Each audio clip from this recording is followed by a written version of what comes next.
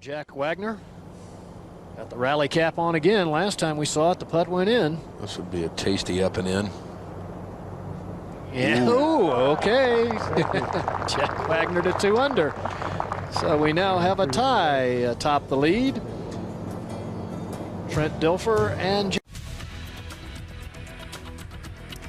We just wanted to cut in and let you know there is a severe thunderstorm warning in effect right now for Spokane into Millwood, parts of Kootenai County, west central Kootenai County, east central Spokane County, because we are seeing this system push through. It has up to 1-inch sized hail, also winds up to 60 miles per hour. So that is in effect until 4:45 p.m. this afternoon. We also have a flash flood warning in effect, actually a flash flood watch in effect until 7 p.m. tonight. Flood advisories for west central Ferry and east central Okanagan County until 4:30 p.m. as well as southwest Stevens County. That is until 5 p.m. And of course, we'll have more details on this system pushing through tonight on KXLY4 News at 5.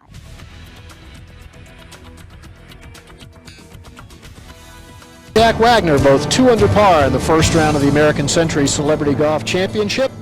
We'll return to the lovely shore.